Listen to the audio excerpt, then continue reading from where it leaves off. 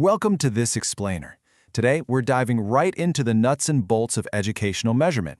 And specifically how platforms like Qorrect can take raw, kind of messy assessment data and flip it into really powerful, actionable insights. If you're involved in shaping how students actually learn, well, you already know that just gathering data, that's literally only half the battle. The real magic, the aha moment, happens when we figure out exactly what that data is trying to tell us. Let's keep things moving. Here's our roadmap for this explainer. First, we'll cover the core of educational measurement. Then, we'll explore key measurement types, followed by how to actually choose the right tool.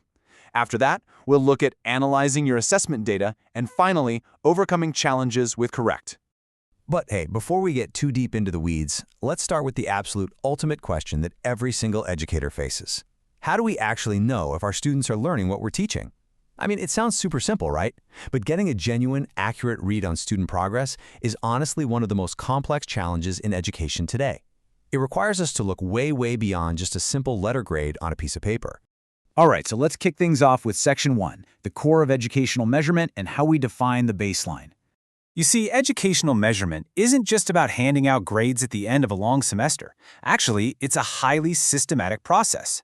It's all about gathering, analyzing, and then interpreting data to ensure our teaching methods are totally in sync with what students actually need.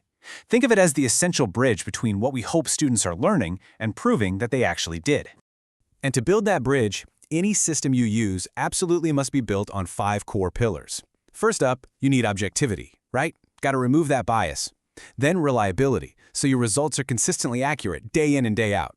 You also need validity, meaning you're actually measuring what you intend to measure. Add to that fairness of all students, no matter their background. And finally, alignment with your big picture educational goals. These 5 pillars are the whole shebang for ensuring your data genuinely reflects student learning. Moving right along to Section 2, exploring key measurement types. Let's crack open that assessment toolkit. So, measurements can take a whole bunch of different forms, depending on what you're trying to achieve. As our source material points out, these can range from your standard run-of-the-mill multiple-choice exam testing algebra skills, all the way up to incredibly complex, performance-based tasks. Think science lab reports, deep dive essays, or oral presentations. Basically, there's no single magic tool that does it all. Let's look at this through the timeline of an actual course. We deploy different tools at very specific stages. We use diagnostic tools right out of the gate to identify baseline skills before the instruction even starts. Then we use formative assessments all throughout the course. This is going to guide the learning and give you that crucial real-time feedback. And finally, summative assessments hit at the very end to evaluate the total overall performance. It's a journey, really. Now, how we benchmark success is just as important as when we test. Think about it. Are we using a norm-referenced approach to see how a student stacks up against their peers? Or maybe a criterion-referenced assessment to measure them against strict, fixed learning objectives? Or, and this one is super interesting, are we using ipsative assessments, where we track personal growth by comparing a student's current performance against their own past results? Each method gives us a totally different, yet incredibly valuable perspective. All right, that brings us to Section 3, choosing the right tool, or as I like to call it, strategic selection for better outcomes. Picking the perfect tool definitely isn't a guessing game. You really have to follow a sequence. You kick off with Step 1, identifying your core purpose. Why are we doing this? Next, you determine the specific learning outcome. Then, factor in the student's background and level. Step 4 is selecting the actual format, like is this a multiple choice thing or an essay? And crucially, it all ends with Step 5, ensuring data usability. Because let's be real, if you can't actually use the data to make decisions later, the whole measurement process kind of defeats its own purpose, right? Okay, let's pivot to Section 4, analyzing your assessment data and turning those raw numbers into actionable insights. Once you have that data, you have to view it through 2 totally distinct lenses. On one side, we've got quantitative analysis. These are your hard numbers, statistical trends, averages, distributions. On the flip side is qualitative analysis. This is where things get nuanced. It's interpreting those open-ended responses in complex projects to gauge the deeper, truer understanding your students have. Honestly, you absolutely need both to see the whole picture. And if you want to truly level up and modernize your curriculum, you've got to bring in some advanced analysis methods.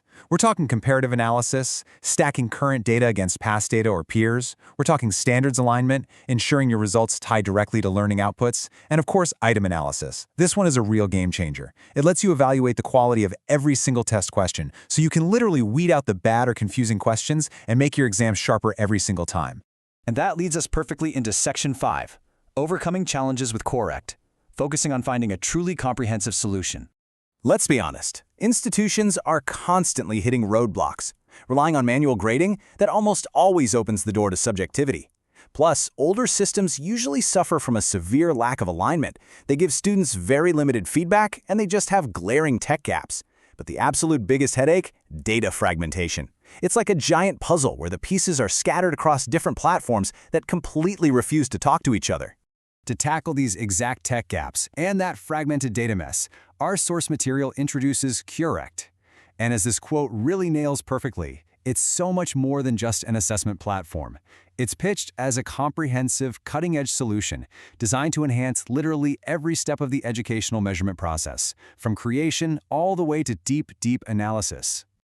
So what does this actually look like in practice? Well, Qorrect empowers institutions by digitizing the whole ecosystem. It uses AI-supported smart question banks that are classified by Bloom's taxonomy, which is fantastic because it ensures you're testing everything from basic memory recall up to complex problem solving. It directly maps to learning outcomes, uses built-in rubrics to kill that grading subjectivity, and automates the whole thing. Plus, you get real-time performance reporting across tons of different formats. The really big takeaway here? By centralizing all your tools into one unified system, you move miles beyond just basic grading. You unlock this incredibly advanced, data-driven decision-making. You're transforming educational measurement from a chore into a highly strategic, efficient, and super meaningful process, all backed by real-time analytics. It's a total game-changer for educators and students. As we wrap up this explainer, I want to leave you with a final thought to mull over. Take a hard look at the data you're collecting right now. Are your current measurement tools truly capturing and reflecting student potential? Or is it time to upgrade your institution's assessment integrity to get that clear, accurate picture? Thanks so much for joining me today, and keep innovating the way you measure success.